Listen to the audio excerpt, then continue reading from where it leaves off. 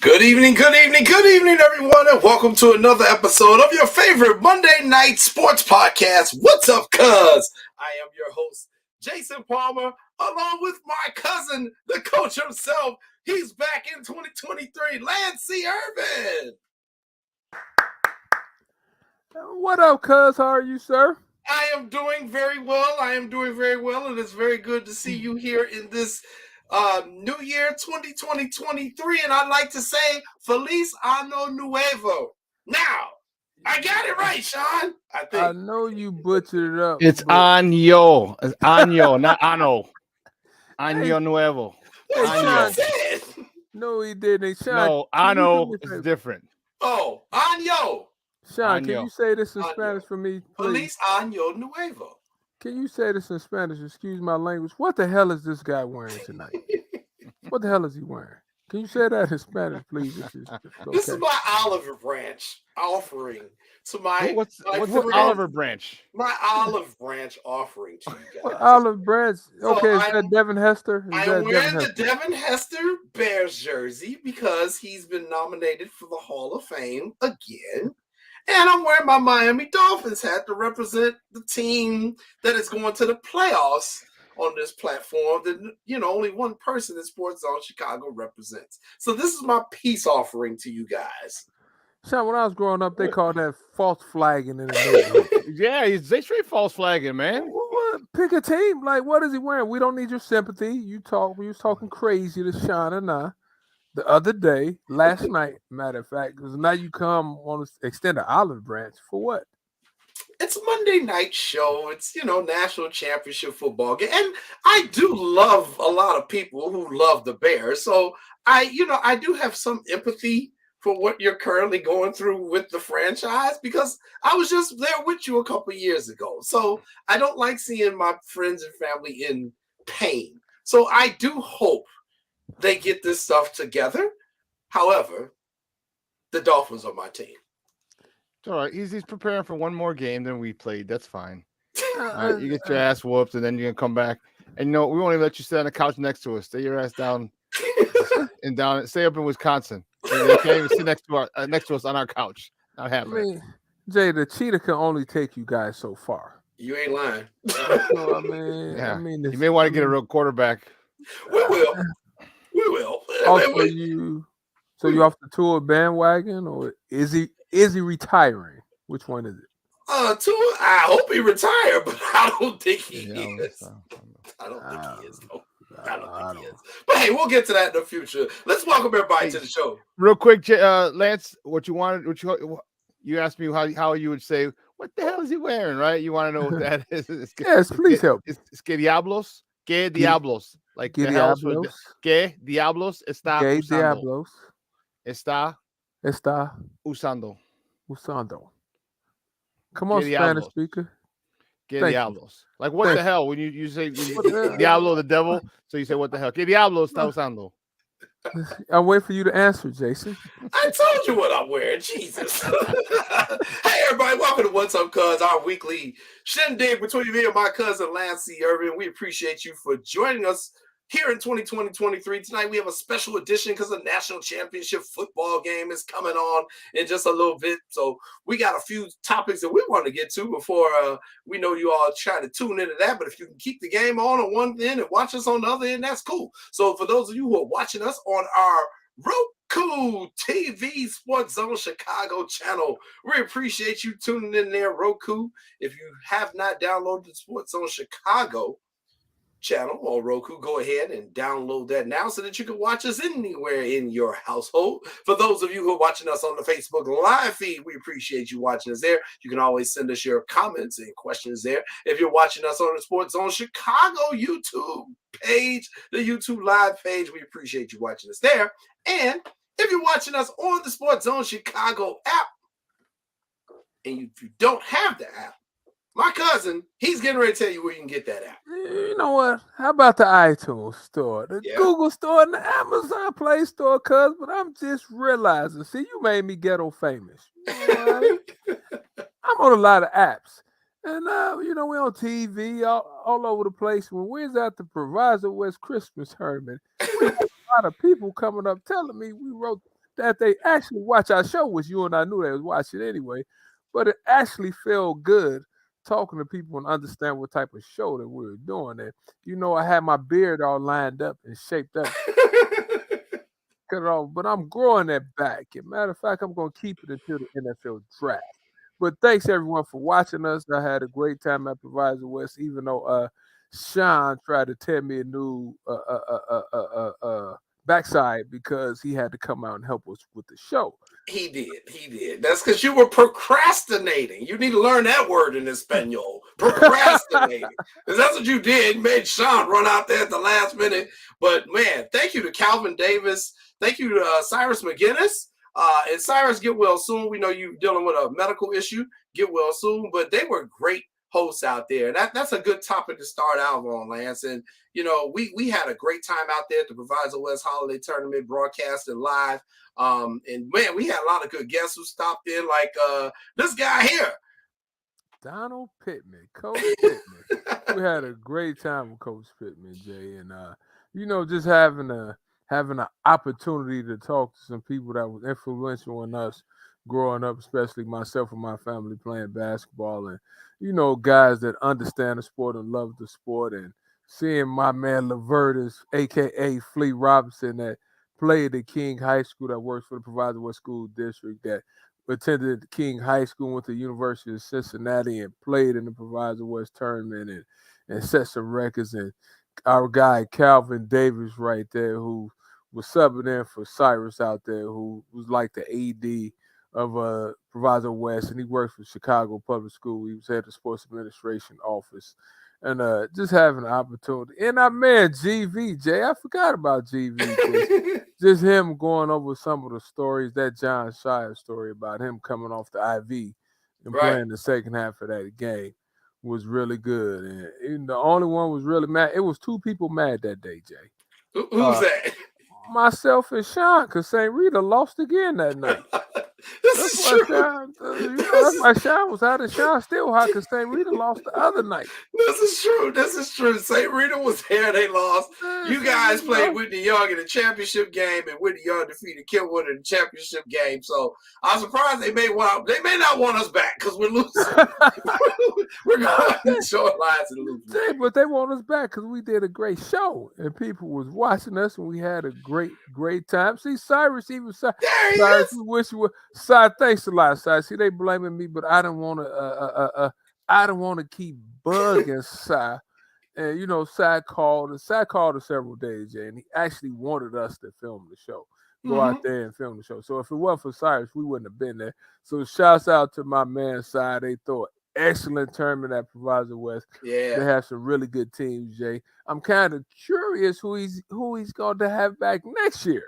So, the tournament keeps getting better and better since Cyrus took it over. So hopefully have the Whitney Young Dolphins back, the Kenwood Broncos back, and bring the St. Rita Mustangs back, even though St. Rita might not want to come back. St. Rita lost 2 games in the tournament. Yeah, they did. They want to come back. Oh, we'll give Rashawn back. He'll come back. It's growing pains. Yeah, and it has to bring St. Rita back. Sure. And I'm just joking. St. Rita should come back because, they brought Hubert Davis and Sean May, the North Carolina Tar Heel coaches out there, and they had on different Jordans. See, CJ, there's a couple of rules about your Jordan game. So you had to step your Michael Jordan gym shoe game up. See, the North Carolina Tar Heel coaching staff came out there wearing some ones that nobody seen. So, nice. Jay, your cousin, excuse me, myself, I stepped my game up. A couple of days ago, I had on my 1995 Jordans with the bubblegum soles on there. People was looking at me like, yeah, these are different. These are original. Well, shout out to our man Cyrus. Yeah, shout out to Cyrus. He says 5 new teams next year, and everybody else will be back. So there you go. There's the news that we needed to know. And man, it was good, man. And because Cyrus is our boy, we can say stuff like this to him. Cyrus, don't be doing your Quentin from the Best Man Final Chapters impersonation on us, man, with your help, scaring the hell out of everybody. What? The hell is wrong with Cyrus, man? Cyrus know what I'm talking about. He better get himself together, man. We need you around, Cyrus. So you take care of your health, man. We need you back here. Don't be giving us those scares like that. You know what, Jay? But when I called Cyrus, he was drinking an avocado smoothie. What? I said, that's the stuff that the Kardashian and everybody drinks. Jay, seriously, I called him and said, you're interrupting my avocado smoothie. He doing it. I told you he doing his Quentin impersonation from the Best Man final chapters. If you hadn't seen it yet, you ain't gonna get the joke. But those who watched it know what I'm talking. Cyrus know what I'm talking about. That's why he laughing. No, I need to watch that, Jay. Yes, you do. Yes, so are they drinking avocado smoothies on that show? Well, our guy Q is doing a whole lot of stuff in the movie because he's had some medical concerns, so he got to change his diet. So he going through the stuff that we all go through once you get over 40. You like, woo, I've been living life kind of rough. Maybe I need to change the way I do stuff. But Jay, man, I gotta ask you this: how's my twin doing on the show? Why you laughing? How's my twin doing? Why are you laughing? The best part is that Morris Chestnut's character's name is Lance. Oh, you didn't tell me that. I didn't know that. So, you and your boy, oh my God, we'll get into that later. But it's incredible. It's incredible. I don't have that picture no more. You don't have a side-by-side anymore? We don't have a side-by-side of you and Morris Chestnut. You shouldn't have told me that. You shouldn't have told me that. That's why I'm growing my beard back out again. Except I'm growing out, I'm gonna die. But hey, man, what a great time we had out there, Proviso West again. So thank you very much. But hey, let's get to some of these topics, man. And we got to start. We have to start here. We have to start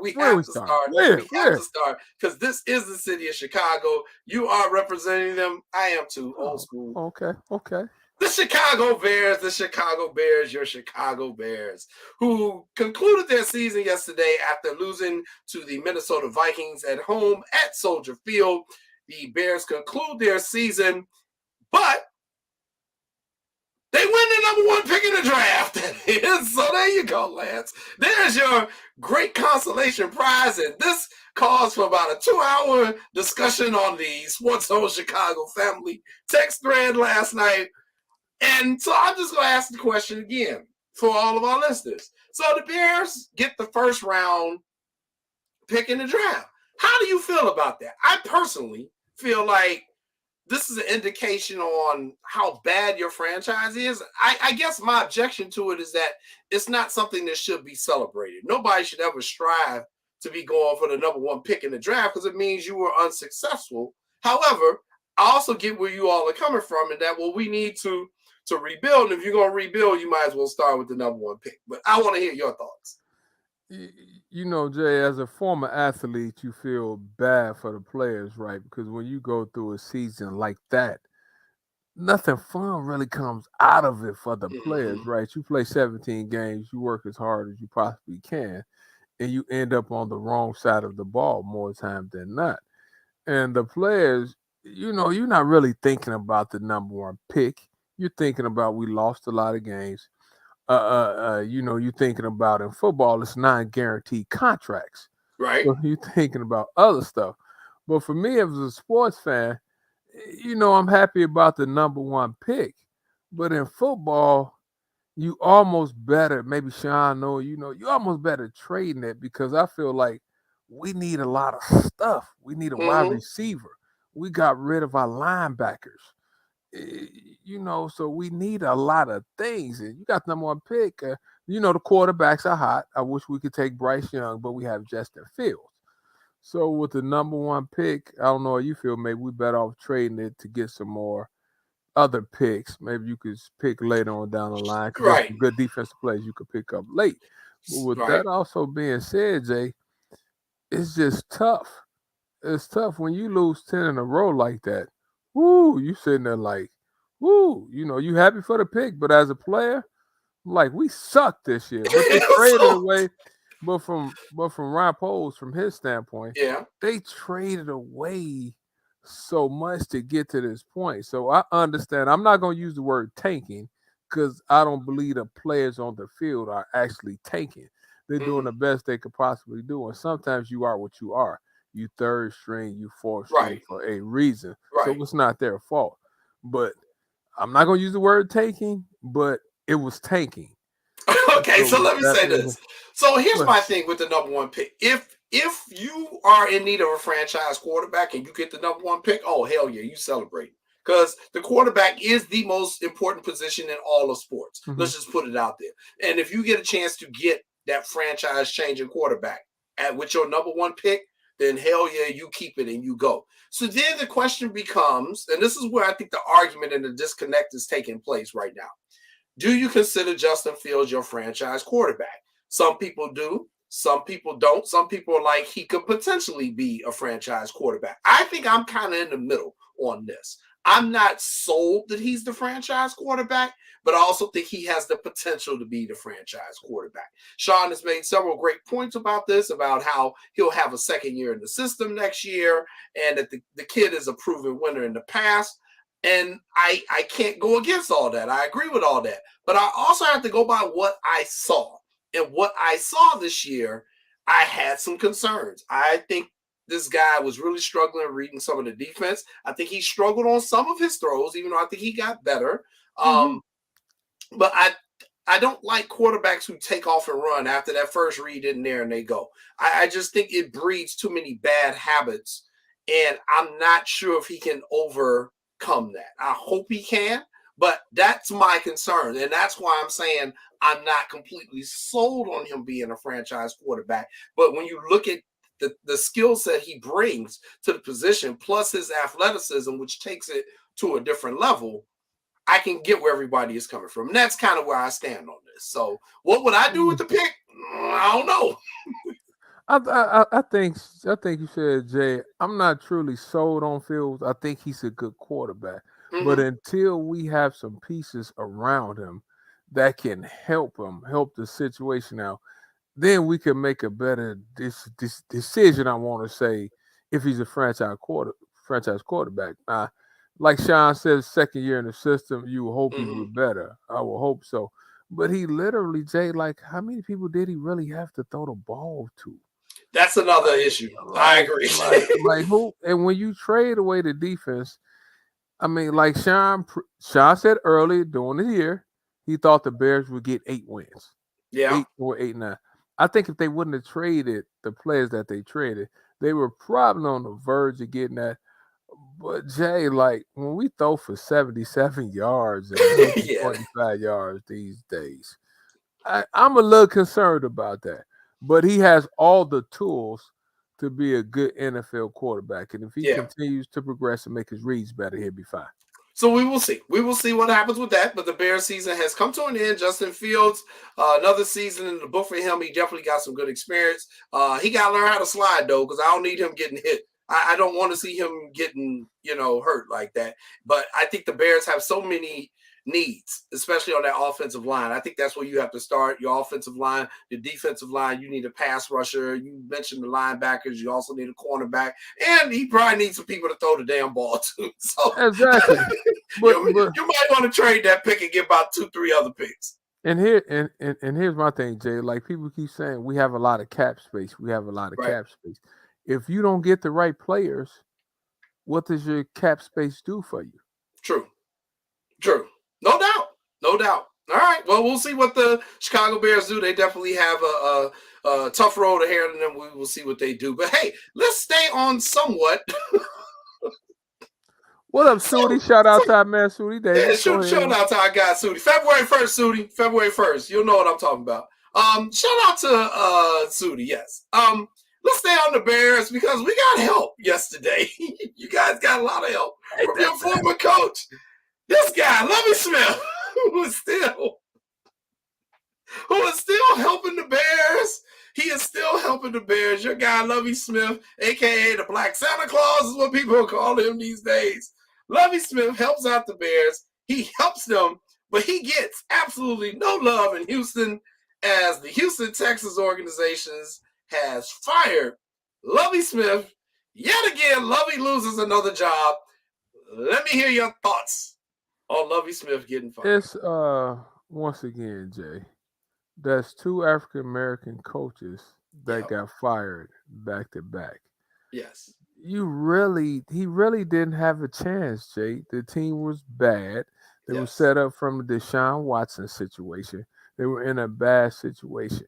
To give 2 coaches back to back a year and a year, like people say, they made money. Yeah, they made money, but they really didn't have an opportunity to show what they could do in that short period of time. Jay, what other franchise? Maybe you guys can correct me. I'm not sure.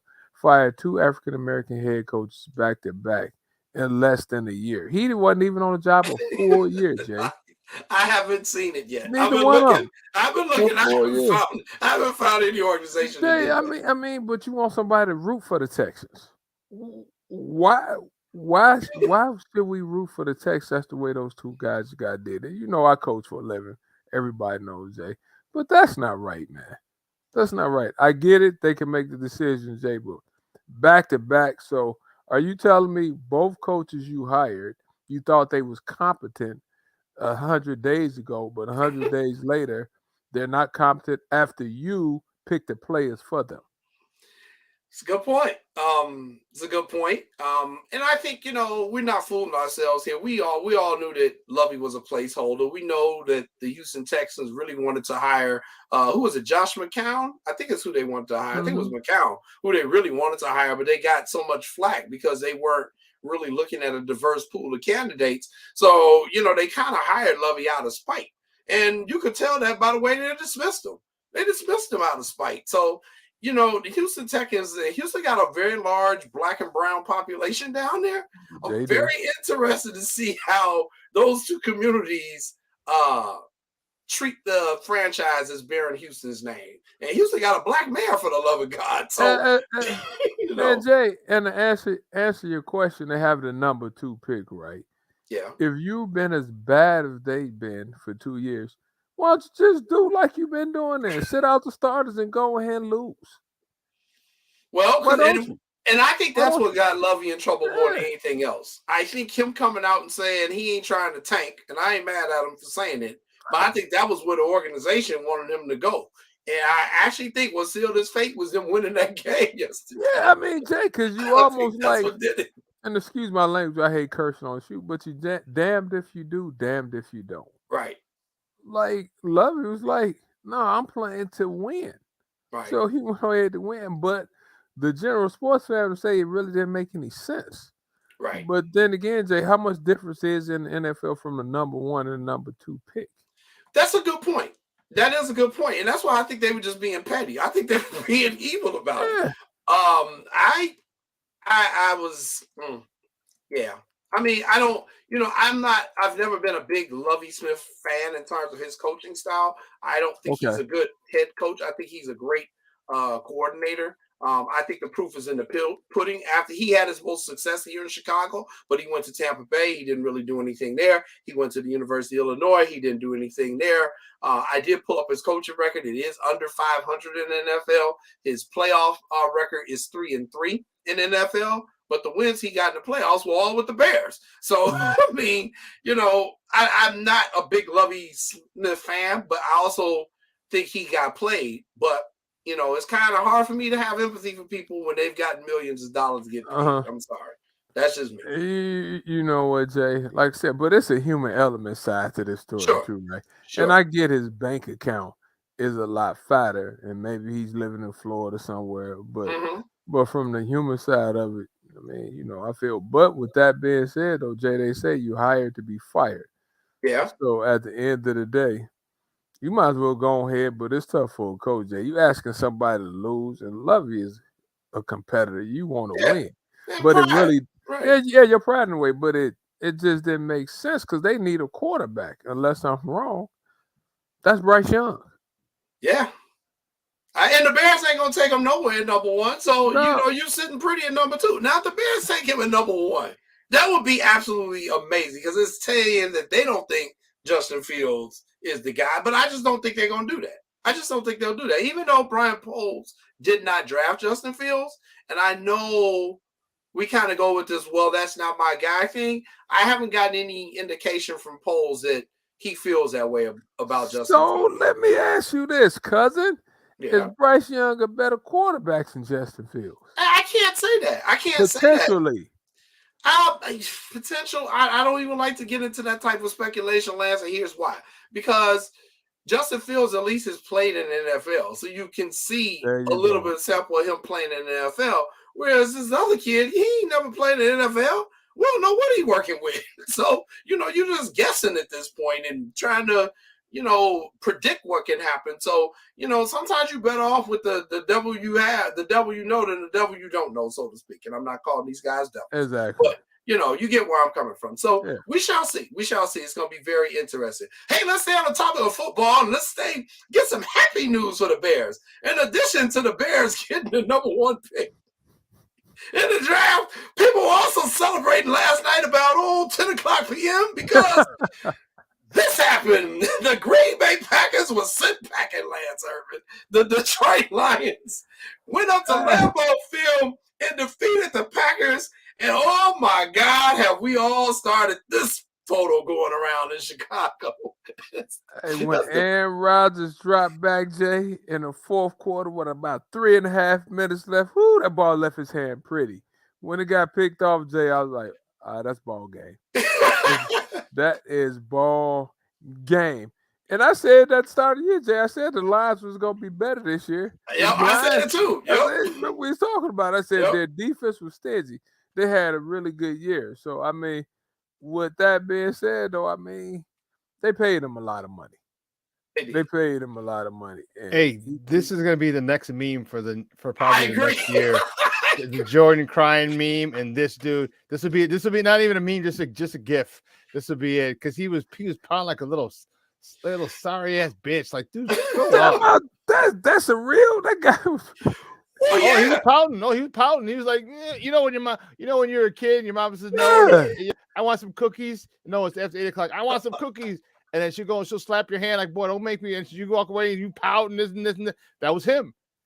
And he came out and said, "Oh, my emotions got the best of me." I'm like, bro, like, come on, man. I was like, you a grown ass man. I get it's emotional, the game. I get it, but you gotta know cameras are everywhere, dude. You have to. Yes. But hey, go ahead. You know what? Now you're me. Now, hey, we just made you famous. Exactly. And this was after he got ejected from the game, Lance. Because he got kicked out. Yeah. So a player from Detroit got injured, and the trainers came out, and he was kind of in the way, and the trainer was like, excuse me, let me get through, and he shoved the trainer. He shoved the man right in front of the referee. The referee threw the flag like, the hell are you doing? so he gets ejected from the contest, and he had to do that walk of shame through the tunnel all by himself, and the cameras were there in the tunnel. And oh my God, I wish I had the video, because the video is even better than the picture. But the guy got kicked out of the game. He had to do this walk of shame. He's crying going down the tunnel. And oh my gosh, Chicago people just went bananas. I was watching TV. Loved it. I was rolling. Yeah. After what happened Monday, you're going to push the trainer? Yeah, and that's what everybody's saying. Quay Walker, that's who that was, Quay Walker. But yes, after what happened with DeMar Hamlin, we're all praising athletic trainers. I mean, we've had athletic trainers on this show because we know they don't get the credit they actually deserve for all the hours they work and what they do to try to keep these athletes healthy. And it was amazing. I think Sean is actually trying to pull it up now in the background, the whole video, because it was too much, Lance. I just couldn't believe it. But yeah, after what the trainers have done, that's what this fool did. Sean, so he's running the crowd. So Sean, it's obvious he lost his emotion, but like, why? Why? I know they go through a lot, but come on, young fella. That I can't speak why he was so adamant about it. You know what I mean? Like, I don't know. I don't know. I don't know what that was all about. I don't know. That's the situation. Yeah, that's the situation where he's, himself. He's doing that whole thing. Yeah, here I'll share this. Hold on, let me pull it up. So Jay. All right, we'll let Sean's getting the video ready. So is Aaron Rodgers. Is Aaron Rodgers going to the Miami? Yes, Dolphins? He's coming to the Dolphins. I'm going to speak this into existence. All right, don't stop saying stupid shit like that. Don't do that. Stop raining on my parade. He's coming to Miami. Here's my argument. Hey, I'm gonna argue. He's got receivers he can throw to. He got people he can throw the ball to. We got a tight end. We got a receiving core. And he got that's why I don't want his goofy ass up there, dude. I don't want him down in Miami.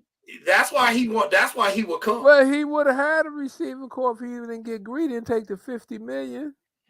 Well, Devontae Adams, I mean, come on. Oh well, we're a bigger market than Green Bay. Much bigger. Yeah, I get that. But you think Miami though?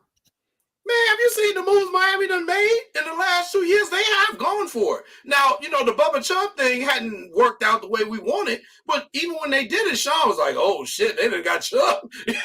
I mean, they are showing that they are willing to go for it, and I'm cool with that. You ready, Lance? Yeah. Miami anymore. Here's the video. All right, you got to see this. Yeah, this should be good. Let me see how many times I would have told him to go sit down somewhere. All right. It looks like he's pulling it up there. Just got to get it on screen here. Here he comes. Oh, we can see it in the background, Sean. But, wait. Oh, yeah. Oh, wait. He's going to play it again for us. It's all right. Trey Young. That was. Here we go. This is absolutely hilarious. Knows the emotion got the worst of him. For the second time this year on a Sunday night, as we mentioned, we saw it in Buffalo. The sideline personnel, players on the practice squad, not in uniform. Walker got involved with on the sidelines. So there it was. Yeah, that clip courtesy of NBC. Just pouting like a little spoiled brat. And he got mad. He got kicked out of the most important game. Yeah, And he got involved with people on the sideline. Yeah. You know what I say? Yep. Puck the Fackers is all I gotta say. Puck the Fackers. There you go. I agree with you. I am united with you guys on that. Regardless of what team I'm pulling for, I'm always hate the Packers. And so what made it so funny, Lance? You know how I knew he did something so stupid. His coach, and NFL coaches can be animated, but his coach literally was like out on the field, took off his headset, like, what are you doing? Thank you. Use your hand. Why would you do this? You see, I said, how many times would I have sent him to the locker room? Like, he had to be a rookie. He had to be a rookie. Please don't tell me he's a veteran. His own teammates, Lance, when he did it, they look like, why are you assaulting the trainer? What are you like? What's your problem? What's your problem is, fool? What are you doing? Like, go sit down somewhere. It was unbelievable. Hey, it's the Packers and we hate the Packers. So yes, it was quite hilarious, and I absolutely loved every minute of that situation. So what can I say? I do believe, yeah, he is a rookie. So he's a rookie. It's Jaquavion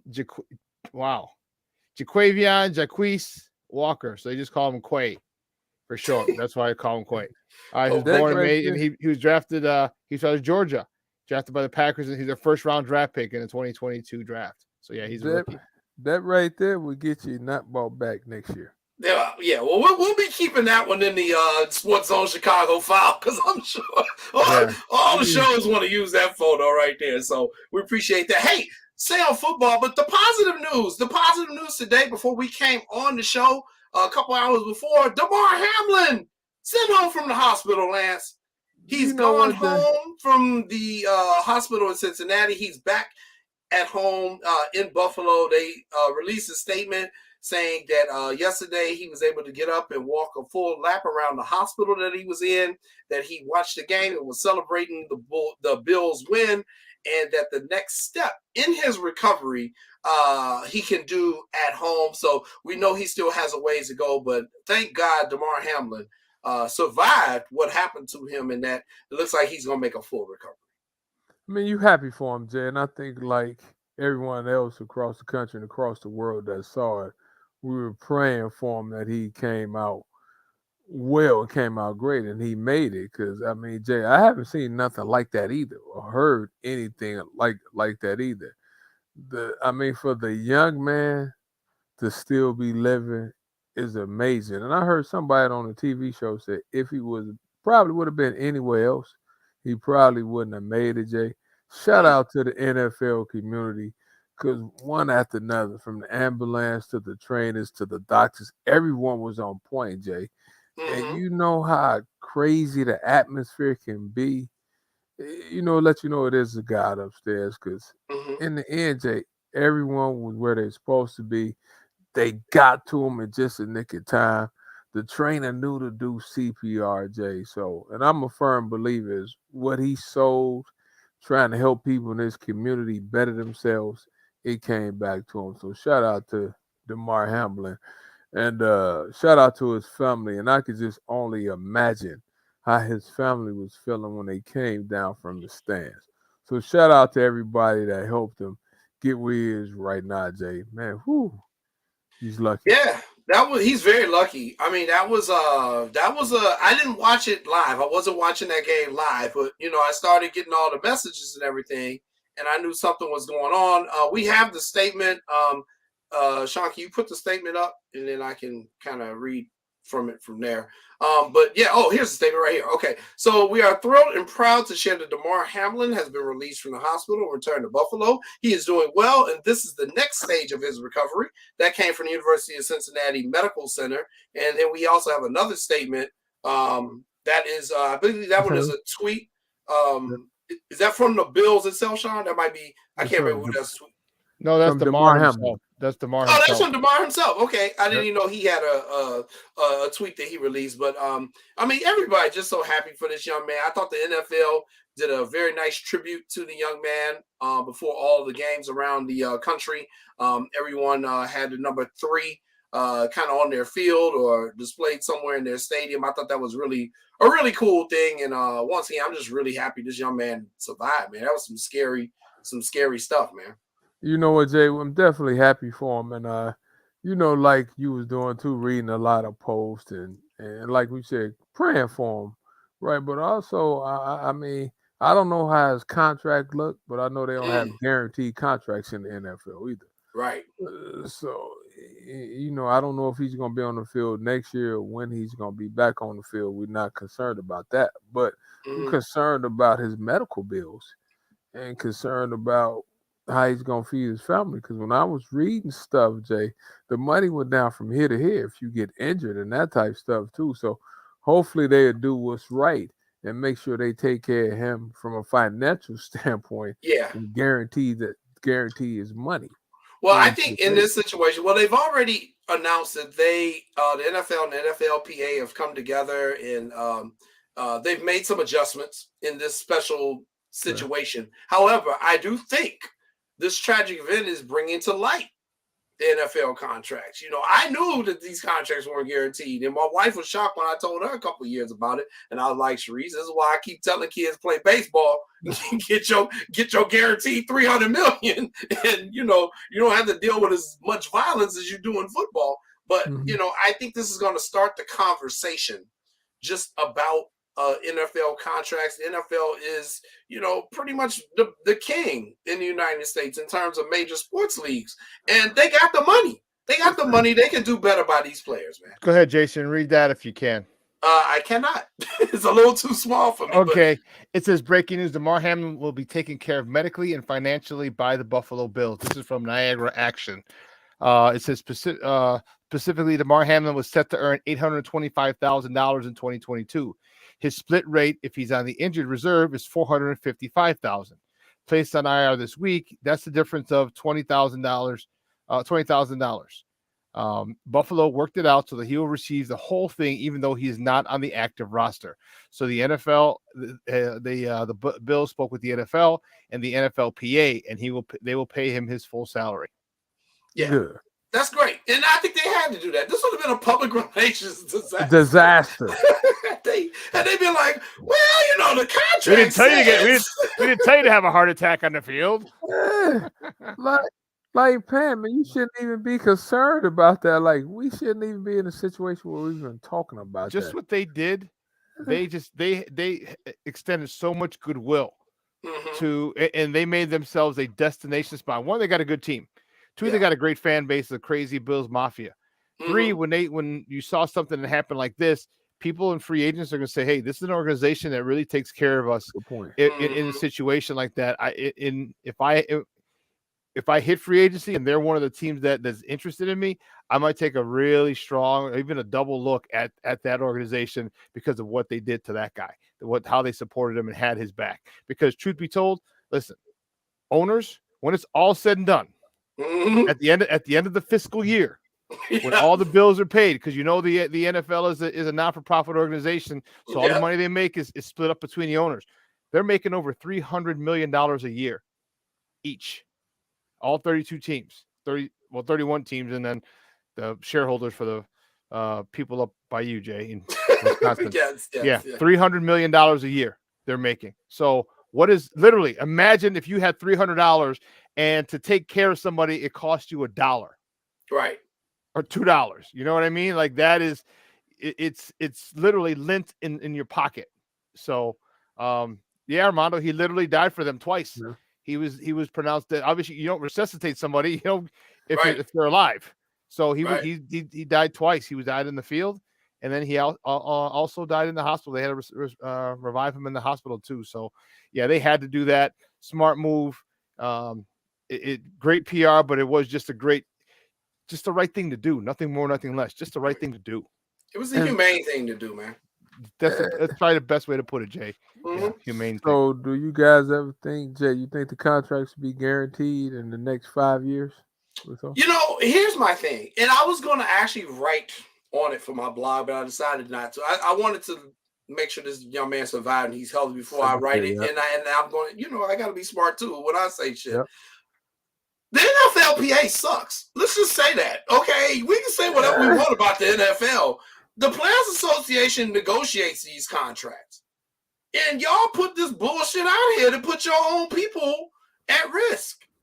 And the players themselves have come out and said our union ain't about you know what. The players have said it. They got the weakest union.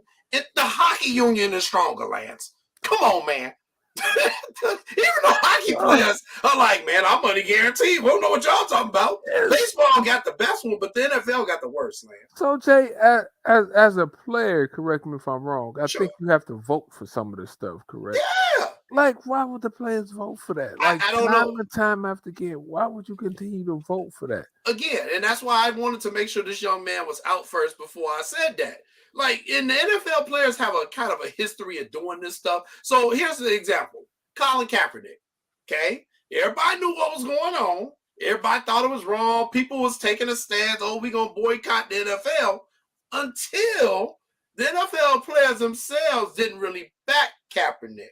They a few of them may have said a couple of things, but when it was time for the rubber to hit the road, they're like, well, it's game day. I got to get out there. And so that was the first thing. The second thing was the whole flack about the whole kneeling. And when the president of the United States at that time called them SOBs, and Jerry Jones came out and said his things, and the players were like, no, we're going to kneel anyway. We don't care what they say. And they all did it for like a week or two. And then it kind of backed up. So, these guys put their lives on the line and they are warriors. But when it comes to some of this stuff off the field, I'm not seeing the same type of intestinal fortitude that I would like to see. And I think if they would do that, the public would support them more. But I know being a journalist, if the public don't see you really pushing for it, then they'll be like, I guess it's okay then. Because the public can be fickle. And what have you done for me lately, too? But with that, Jay, like, how can they be the only major sport and probably one of the most dangerous sports that's being played these days, and you can't have guaranteed money? That again, I put that on union. I put that on the players because it's their union and the union. You have to be. You're dealing with a bunch of billions. Sean just said it. At the end of the day, them dudes gonna come down to the bottom line of money. They are rich white dudes who this is their play money. Let's be honest. They make their money in other arenas. They on the NFL team. Most of them are doing it just to, they like the sport or for other reasons. They don't really do it to make money. Of course, they want to make money though. But it ain't, except the Bears, the McCaskies, because this is their family business. They got to do this. So, I don't know. I feel a certain kind of way about it. I think you have to be willing to stand up for yourself. And I think the players need to stand up for themselves. Your brother taught me. Your brother actually taught me this a long time ago, Byron, because Byron's an NBA agent. But Byron always said the NBA is different than the other leagues because in the NBA, basically the players run that shit. They're running it. run it. Every bit of LeBron's $44 million is guaranteed. They're not going for that. Right. He said they run it. And he said that's why you see now the NBA players, they're wearing all different color shoes. Remember the league used to be like, no, you can only wear white. And then the playoffs, you can wear black. But no, that was the reason Jordans came out. That's why Jordans took off, because they had to be the same color of your uniform. Yeah. It didn't have to be necessarily white, but so remember he wore the black and red ones, and there was no, and because remember there was the interview in David Letterman, and after his Jordans came out, he's like, well, why did they ban them? He said, well, he goes, there was no white. He goes, there was no white in the shoes. He's like, yeah, kind of like the NBA. Hey, right. Great one line about David. You're right. But yeah, the NBA, the players run that league. And Byron taught me that way back when he was like, the players run the league, Jay. He like, they say whatever they want. The bottom line is the players run the league. And I think we really saw the players in the NBA flex their muscles, especially in 2020 after the whole George Floyd and Breonna Taylor unfortunate incidents. Yeah, because like you said, they deserve to have guaranteed money. If their union needs to get better, like you said, but how can you sign off on that? How can you sign off on it? And I get it, Jay. I understand. We all need our money, but at some point in time, you have to stand for something.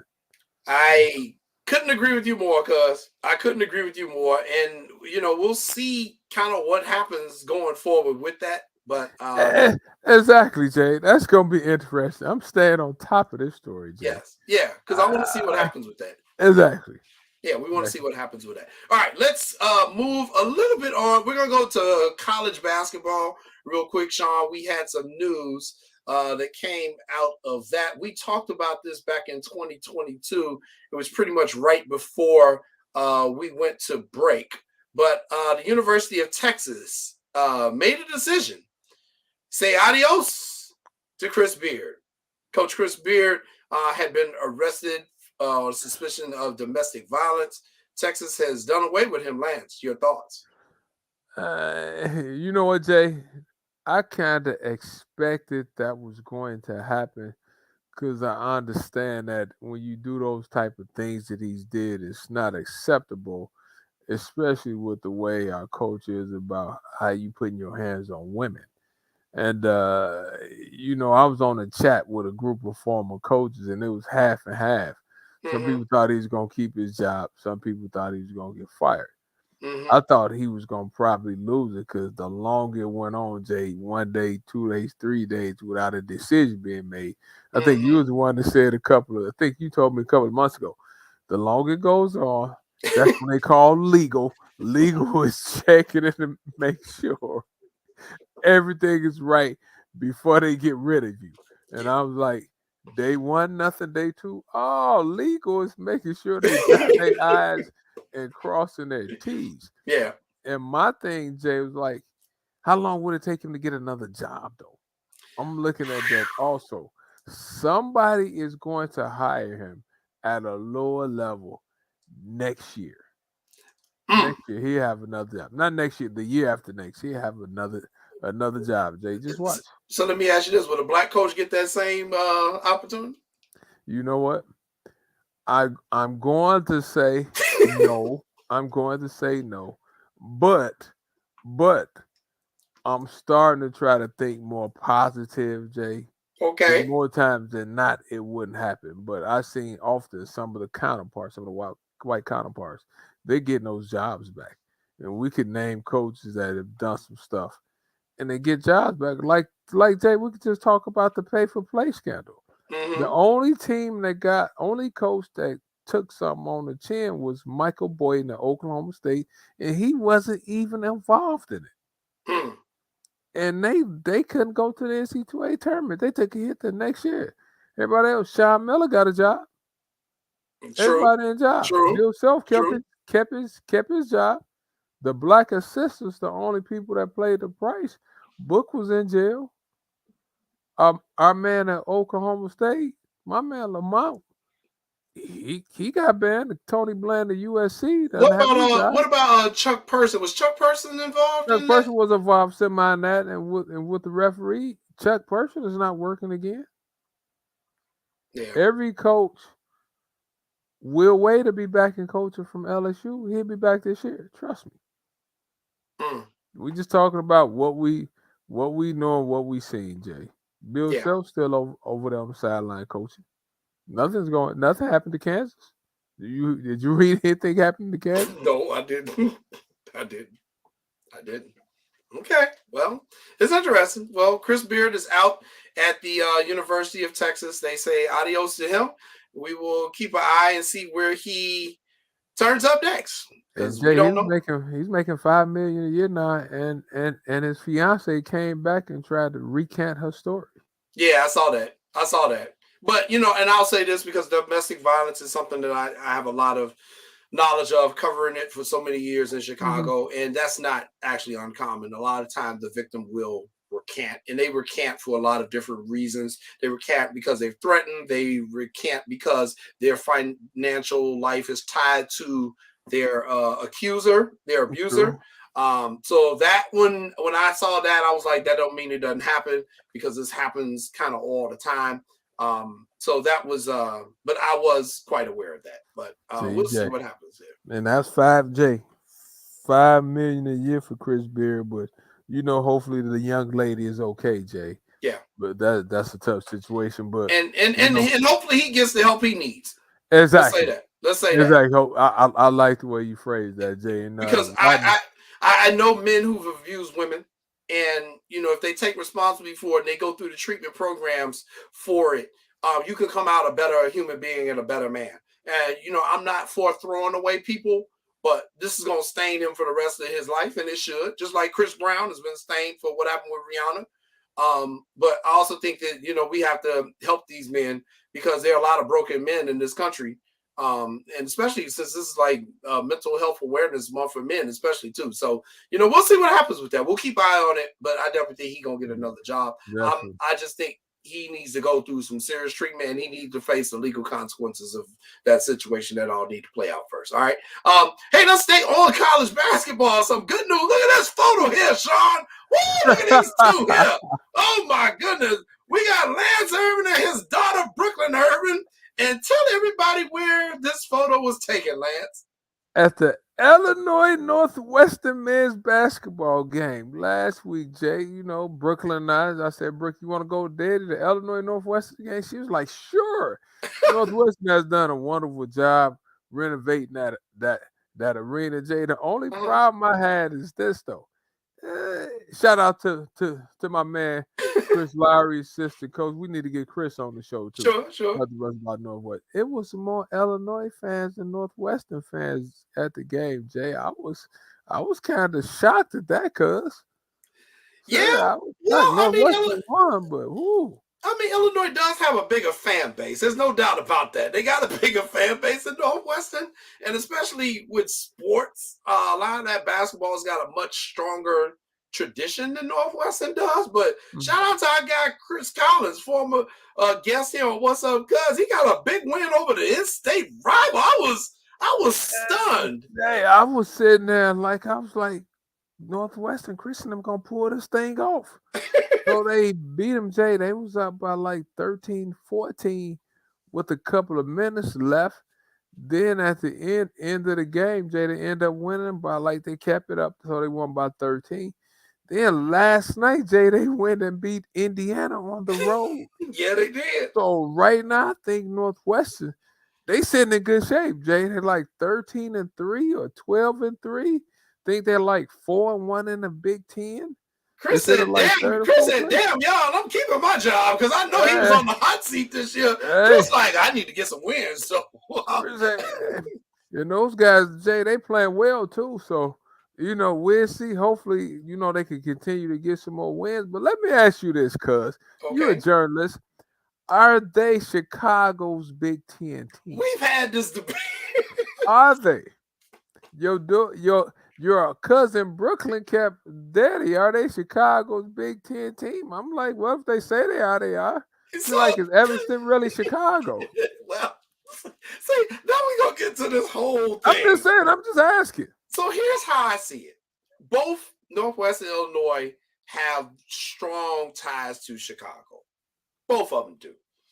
I think Northwestern's ties are more on academics than Illinois. They're a better school academically than Illinois. I think everybody knows that. while they're not technically in Chicago, they are in Evanston, which is one of the suburbs, which is kind of like over the border. At least they're in Cook County. So I don't have a problem with, let's say you live in Dalton, or you live in Maywood on the west side, or Skokie. I will give you're from Chicago. You may not be all Chicago, but you're in the general area. Now, if you live in goddamn Elgin, like your sister-in-law, you grew up in Elgin or Algonquin or, McHenry County, I need y'all to stop. Rockford. I need you to stop saying you're from Chicago, because that don't count. We're not. You ain't even in the same county, so you don't get to make the claim. But I will accept Northwestern because they are, they got, hell, that's where my health is, Northwestern Memorial Hospital. They got hospitals in Chicago. They got a campus in Chicago. I went to Medill for the summer for the journalism program. It was on Lakeshore Drive. So while in Chicago, while the main campus in Evanston, they got a lot of stuff in Chicago. So yes, they are Chicago's Big Ten team. I think if they win more in sports, specifically football and basketball, you're going to see a whole lot of people claiming them. I mean, we claimed Sister Jean and Loyola. Not everybody went to Loyola, but they are in Chicago. But Northwestern up there by Loyola. They're like 10 minutes away from each other. So, yes, I will say they're Chicago's Big Ten team. Okay. I was just curious because Brooklyn kept that out. It really Chicago. Oh, Lord. Here go my cousin, Lisa Foster. She like, no. Here come that line now, people. No, they ain't Chicago. No. She like, no. Do they need to be, does either school needs to be Chicago's Big Ten team? I'll let you think about that for later. I think they should fight it out. I think they should fight it out to determine who's Chicago Big Ten team. But I mean, we can have both. It's like the White Sox and the Cubs argument. We can have two, right? Right, but you divorced the one team, so I don't know. That's like you had a side piece. I don't know these days. Heck, I mean, stuff keeps changing. I don't know. So I don't know. We'll see. I do like that. Speaking of having two teams, so that's the thing I should have loaded today. It was released earlier today. I don't know if you got a chance to see it, Lance, but the city of Chicago on the ain't never gonna give up tip and ain't refusing to get another girlfriend released a video today, a 7-minute video of the proposed renovation of Soldier Field. And it's an incredible video. They even went and got Bill Curtis out of retirement to narrate this thing. And it's talking about a $2.2 billion plan to renovate and restructure Soldier Field, plus all the railroad tracks are going to come together, like the Metro Line, the L Station, Amtrak, to renovate Soldier Field to try to convince the Bears to stay. Now, the Bears already told them they leaving and got one foot out the door. But I told you, it's an election year. Mayor Lightfoot ain't going down without. She don't want to be known as the mayor who lost the Bears. So the Bears have come up with this. The city of Chicago's going with this $2.2 billion plan to renovate Soldier Field to try to keep the Bears. They're going to bring in all sorts of stores. And Sean may actually have part of the video. We're going to give him a chance. He'll let us know if he does. But they're trying to keep the Bears pretty much in all. Oh, here we go. Look at this. World-renowned civic places. Places like Soldier Field. For nearly a century, it has been the icon on Chicago's lakefront. While other cities have erased these landmarks, they put Dr. Martin Luther King in the video, man. Chicago is on the verge of transforming one of our most storied civic assets into the very definition of the next generation of sports and entertainment venues. How do we get there? By reimagining Soldier Field in a way that addresses all of the emerging trends that tomorrow's fans will demand.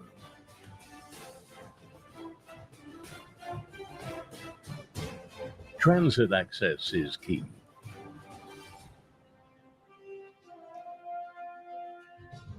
One Central brings together all modes of regional transit, CTA, Metra, Amtrak, and the new Shyline Central Area Circulator What the System fuck is in a a safe and Shyline? secure pedestrian environment on par with the very best international transit stations. Oh, Lord, Lloyd. Hey, you know, Jay, I heard about it, but I was like, I'm not going to watch it until Jason, because you just wagging my head. They're going to Arlington. I'm like, I'm not wasting my time. No, there's more. We Look. ascend into the most dynamic entertainment district anywhere on the globe. An immersive fan experience built around 6 themed attractions that represent the best of Chicago. This is where we raise the bar on what urban entertainment means for tomorrow's fan and tourists.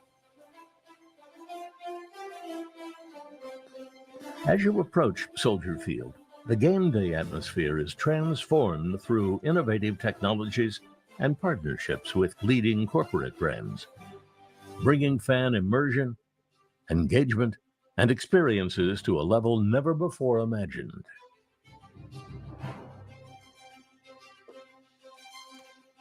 Welcome to Soldier Field. The Veterans Memorial is a monument to those who served our nation, a celebrated place, bridging our past to our future and paying tribute to Illinois veterans and their families, not That's just a good on game idea. day, but every day. Journey up to the historic colonnades. The Burnham Club captures the essence of what makes Soldier Field so unique, with sweeping views of Chicago's lakefront.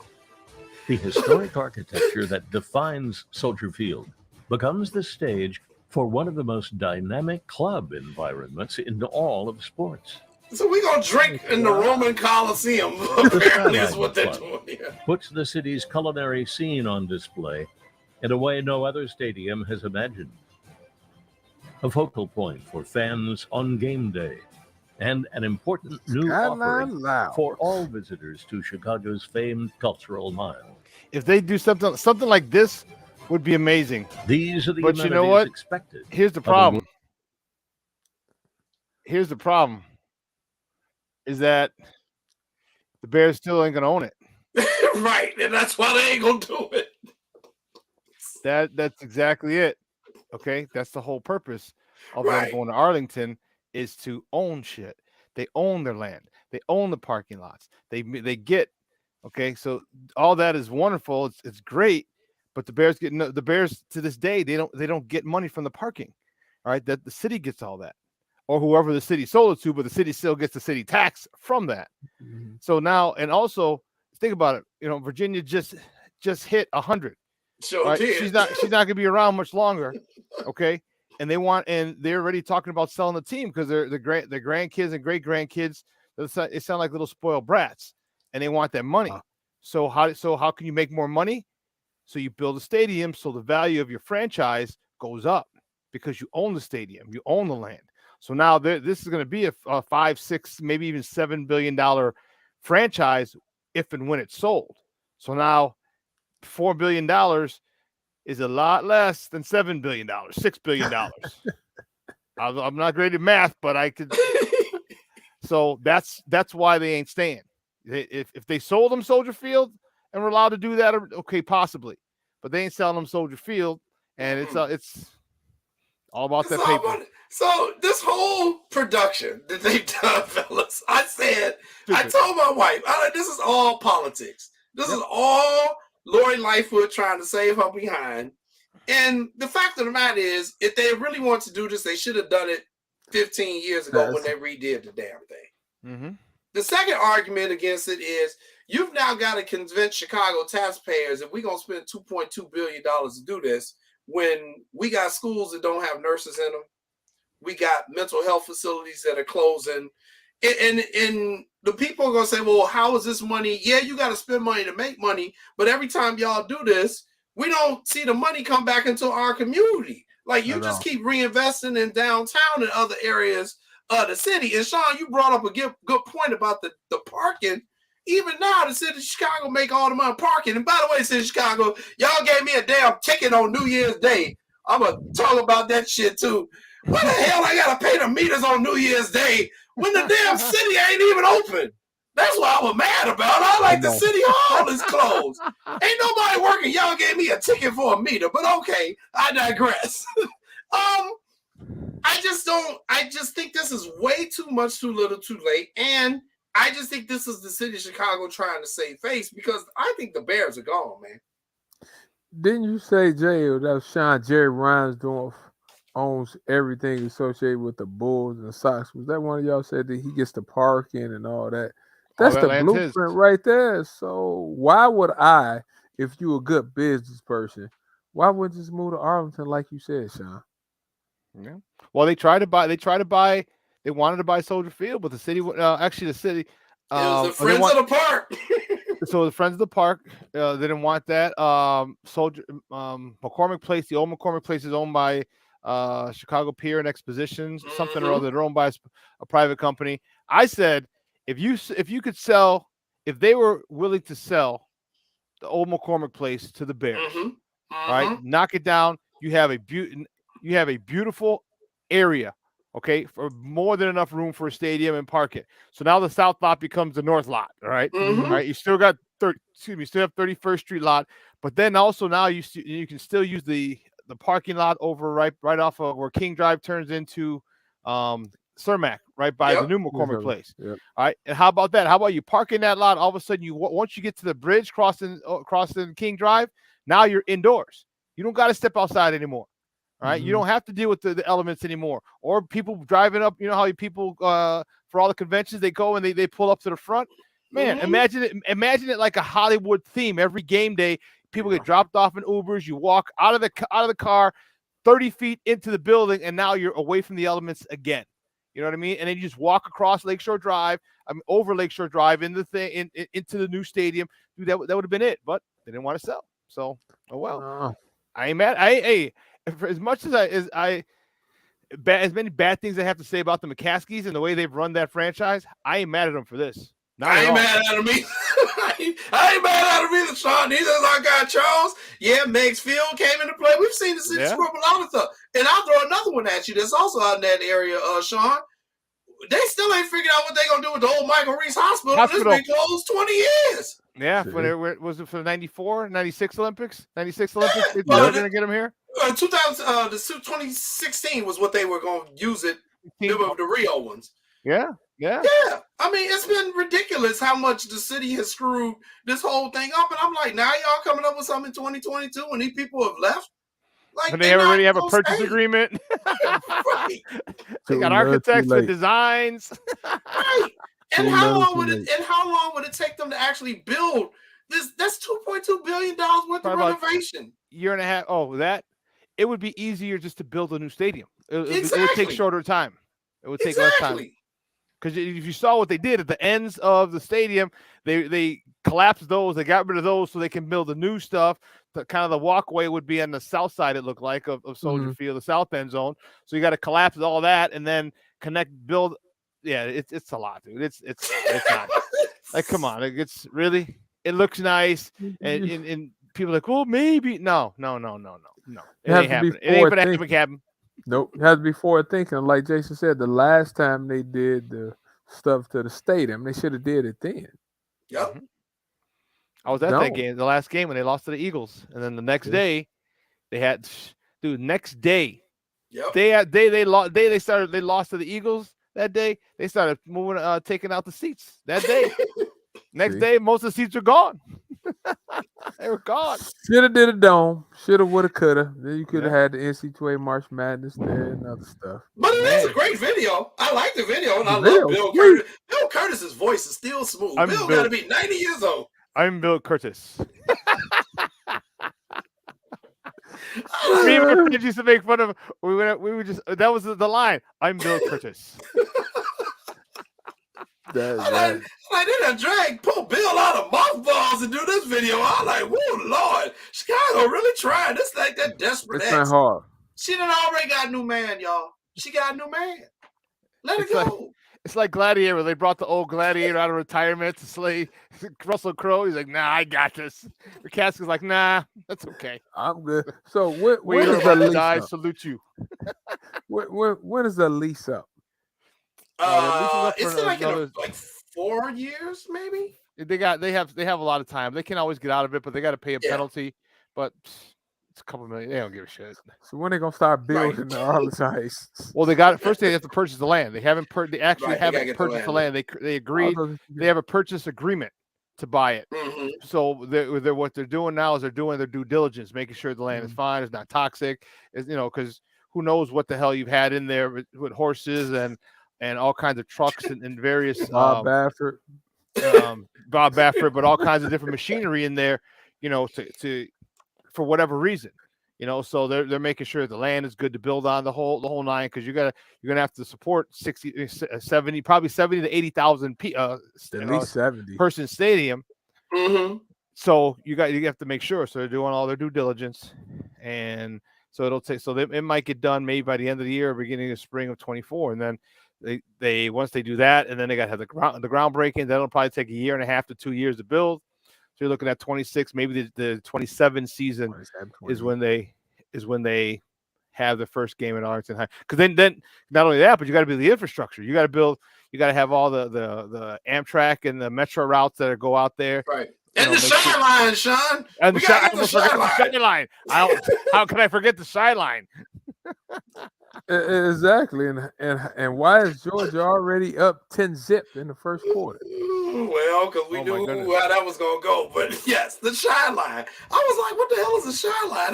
Did I miss this? Dude, can I get a super transfer for this or something? Like, how do I get around the sideline? This is some new thing we creating. I don't know if we call it Elon Musk and he's building something underground. That's a sideline. That would be phenomenal. Remember that whole thing in O'Hare? Yeah. It's only going to take 8 minutes, 8 minutes to get there. Man. So you get if they can do that and have, so you got two stops. One's O'Hare, second is Arlington Heights for the Bears game. On Elon Musk, dude, I'm telling you, jokers would party in the city.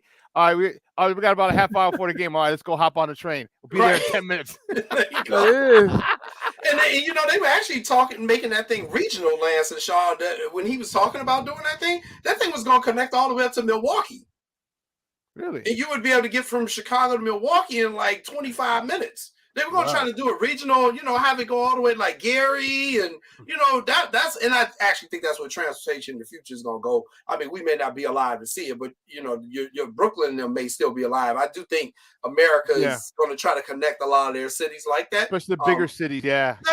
New York, Philly, Boston, yeah. All of the Yeah, it's going to become like a corridors. You're going to have corridors. And they're basically trying to connect Milwaukee and Chicago now, because anyone who drives up 94 up here to Wisconsin, you can see all of a sudden all the land all of a sudden is now starting to get bought. And I got a couple of neighbors who's like, the lady owns an antique shop. And she said a company who she don't know where they from, some from our country, offered her like $1 million. And our antique shop is worth like $100,000. Wow. So when they start doing that, we need to buy some property around here. Right. So we will see. And the other thing before I hop off and let you guys close it out, I'd be scared for that, man, because the way mugs are acting in the city of Chicago now, right? Just the brazen way that the robberies are being. Imagine the violence. What happens the first game, all right? And now because you're not even in the park yet, you're coming in and you're in on the ground on the campus or whatever, and they say there's a shooting. You know what I mean? Or it's not even a game, or say they have it the night before, because it's going to be an entertainment center. So you're going to have a big to do the night before the game, blah, blah, blah, blah, blah, blah. And someone wants to act stupid and start shooting. Right. You know what I mean? The night before the game at the new multi-billion-dollar Bears campus, shots fired, 3 dead, 20 injured. You're like, I'd be scared of that. Yeah, I'd be truly scared of that. It'd be a mess. So we'll see. I don't think it's going to happen anyway, but we'll see. All right. Couple other tops before we close out. I told you I'm wearing my number 23 Bears Devin Hester jersey today, and it's because of this. Devin Hester is a finalist for the 2020. This will be the 2023 NFL Hall of Fame. He was a finalist last year as well. Did not get in. Devin has been announced as a finalist. Will he get in this time, Lance Irvin? He should, Jay. Devin Hester was probably, other than Dion, one of the most feared punt returners ever.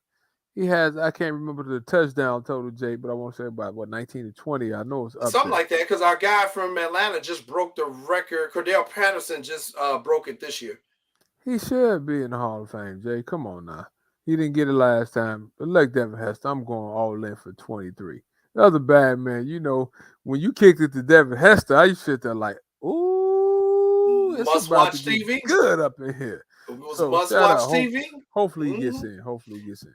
Well, and I mean his kickoff return in the Super Bowl, that was probably the highlight of my Chicago Bears fandom after the 85 Super Bowl win. I mean, because I was down there in Miami in the bar when it happened. So that was absolutely incredible. So I really hope Devin gets in, and he's a good guy too. We all know what we were doing and where we were at and who we were Yes. with when he ran that opening kickoff back. We all know we were at, and we thought, oh, hell no. Here's Super Bowl number 2. Thanks, Rex, for throwing a Chicago Southside native Calvin Hayden. Thanks a lot. Appreciate it. Thanks, Lovey, for continuing to throw the ball in a rainstorm. Can you leave Paul Lovely alone? Right. Paul Lovely licking his wounds. He got like 15 million reasons why to lick his wounds, but maybe he did like Eddie O did. Eddie O said they walked in and told him he was finished and we're gonna give you 17 million. Eddie O was like, when you want me to sign and when you want me to pack up my office. This is true. This is true. All right, couple more topics before we get out of here. We gotta have a family fight real quick. What we need? I got a beef with one of my Irvin cousins. So we've been trying to negotiate this deal for the last year. Your sister, Cindy Irvin, was honored recently after she's dissed What's Up Cuz on several occasions. Cindy Irvin told us she got to get paid to appear on our podcast. So I'm just going to put her out there. Now I'm going to put her name out there. But I love my cousin. I do love her. And she was recently honored. What was this? This was at the holiday tournament last. Yeah, that was at the holiday tournament. That was Robert Smith and Tyrone Slaughter. That was the event that they have every year for the Chicago Basketball High School Tournament. So she got honored there at the Chicago Elite Classic. So for what she does for sports, for men's and women's sports. So she got an honor, and she told us, Jay, that we had agrees upon to get her on the show. Wait, and she was at the Proviso West tournament while we were there on live air, and would not come up there and get on our show. Ain't that a mess? Walking around being a hot mess like she was, but then she gonna call me the day after that. Was like, okay, I might be on y'all show now. I might come on because I saw what you and Jason do over there. I might allow y'all to put me on y'all show. Is that right? So wait, after she got her award, she gonna tell me my rates just went up. I'm like, what in the world? Talk about her rates went up because she got her award. So congratulations to you, cousin Cindy. You know I love you, and you have always done a lot of great work for the kids in Chicago and for my ass, to be quite honest, because I got into volleyball reffing and told Cindy I was going to do it. She's like, I'm going to hook you up with the right people so that you learn the right way. And I will always be forever grateful to my cousin for doing that. And she definitely did that and hooked me up with Pam Young. And my career took off kind of after that, just being around the right people. So congratulations on your award. And what really made it bad is tonight, she got the nerve to be on our boy Clyde Travis show on WVON at 10 o'clock. Lucky we like CT. She gonna tell me, okay, I might jump on y'all. I'm gonna jump on CT. Touchdown TCU. 10-7. And you know what, fellas? I'm going with TCU tonight. I'm going with TCU. For the Heralds, you owe me. You owe me like 3 6-piece chicken wings of Heralds with hot and mild sauce. I'm taking TCU. So this is definitely a Lance Irvin move. What? Before we get to the jump ball question, he gonna check the scores. All right, I'm gonna take TCU after the game started. This is a Bob Baffert fan, though, for the love of God. I was a little late, but since we doing a jump ball, Jay, let me tell you, Sean, we don't even need the timer because I'm about to fry him real quick. How come I wouldn't take TCU? TCU is undefeated. They're having a magical season. The quarterback, Max Duggan, can throw the football, and he can use his legs, Jay. Anytime a team is 13, 14, and 0, I'm not betting against the TCU Horned Frogs. Plus, by the way, Georgia's secondary has been awful. The way Ohio State chewed them up. No. I'm taking TCU. And when I made my pick, Jay, they down 10-7. 10 to, I'm taking TCU. Sonny Dykes? No, I'm not going against TCU, Jay. Every week, I was hearing the fellas on ESPN. Well, TCU is going down to Texas. TCU going down to this team, Kentucky. No, TCU ain't going nowhere. TCU is about to win. And sometimes, Jay, we need the underdogs. Shout out for the underdogs. I love the SEC in football. I love SEC. Jay, you know how you and I talk about Power 5, the resource. Yeah. How smooth would it be if TCU won it all, Jay? It would be incredibly smooth. However, I'm picking Georgia because, as you just previously said, they are in the SEC. They do have a history. They are the returning champs. And damn it, they are Georgia. Even Herschel Walker with his crazy ass, when he was in Georgia, they won a national championship. I'm going with Georgia. Georgia on my mind. That's who I got winning tonight's game. TCU is a very nice, feel-good story, but I think at the end of the day, Georgia is going to do what Georgia do, and they're going to win this game.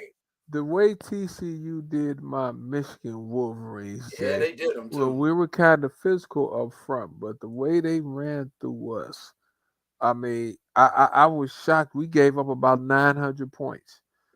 So it was a much physical team, and our defense had been pretty good, Jay, up until that game. Like, we got destroyed.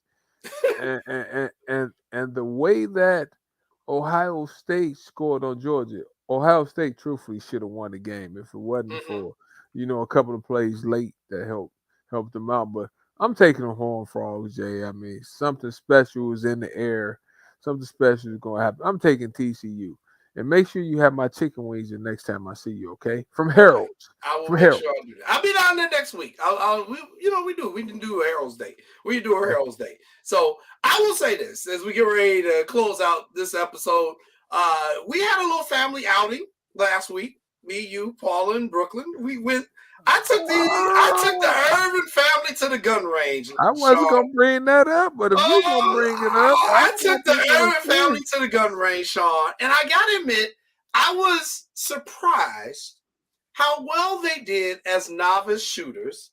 But the person who impressed me the most, Sean, was Paula Irvin. And let me say this: you better not piss off your wife, because she the best shooter in the family by far. Hey, Jay, I wasn't a slouch now, but I didn't say you was. Your wife was. You sure your wife ain't been sneaking off to the gun range when you doing what's up, cuz or something? I think she have, Jay, because when we looked at the chart and you brought that thing back in, and I said, "Dang, she was around. Her circle was smooth." I mean, I put that target at about good 70 feet when y'all was shooting a semi-automatic rifle. And Paula was like, so just put the red dot on the thing, huh? I was like, yeah. So, usually with new shooters, you get shots, they kind of all over the place. You happy they hit the paper. Your wife was hitting center mass, and they were all like a half an inch distance. And I was like, okay, Paula, do two at a time real quick. Boom! I'm like, okay, try it again. Boom! Man, I pulled the target back. I was like, Lance better be nice to this woman. Hey, Jay, but shout out to our teacher, though. I didn't call you and tell you. I asked the family, so what type of teacher was Cousin Jason? We all said Cousin Jason was great. So if y'all listening, you need an instructor, call my cousin. Your stuff was on point. And he wasn't playing with it. He was like, until I'm satisfied with you guys on all three platforms, we be here for a while.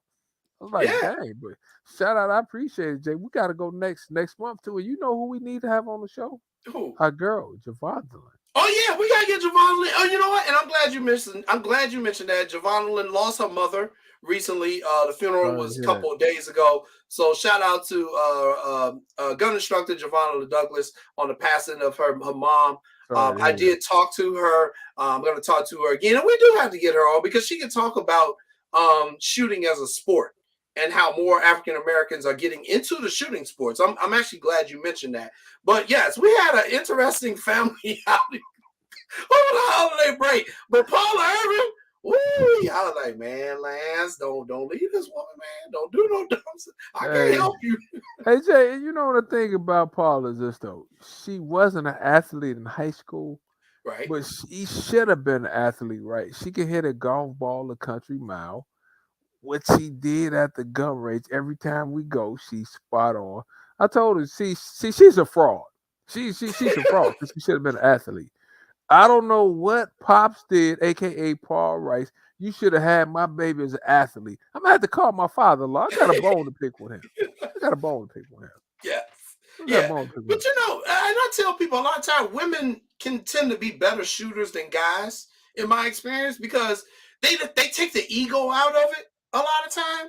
They just want to know how the weapon operates. And they'll follow your instructions. If you tell them to do something, they're going to do it like that. Whereas, we always got to have some flair shit to our stuff. It becomes like an ego battle for us. Oh, I can do this. Well, the women just like, I just want to kill the dude who's attacking me. So, what's the most efficient way for me to do that?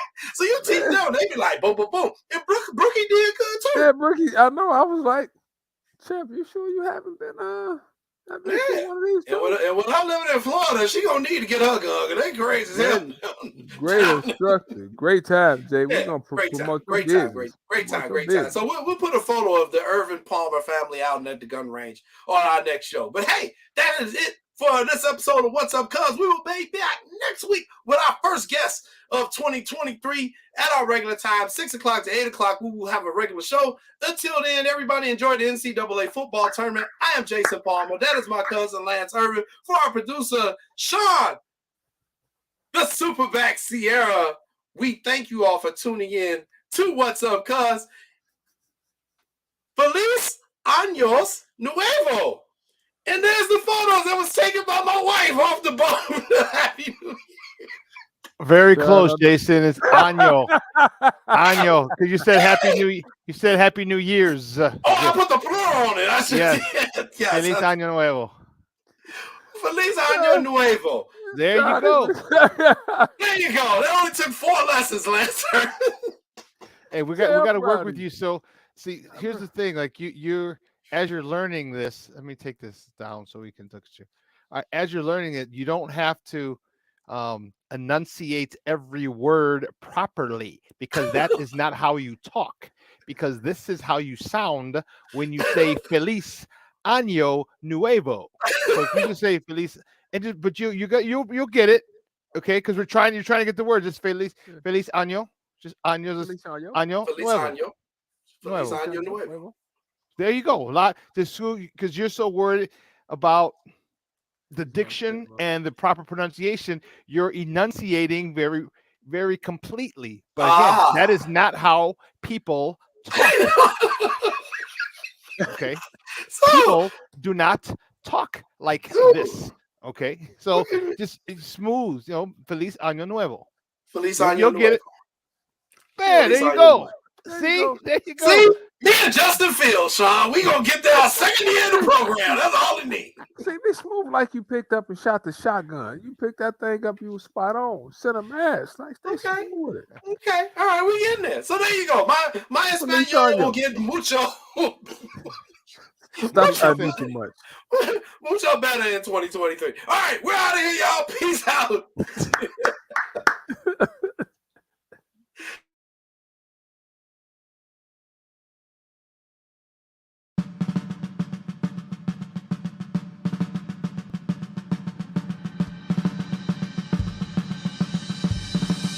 Lift every voice and sing till earth and heaven ring with the harmonies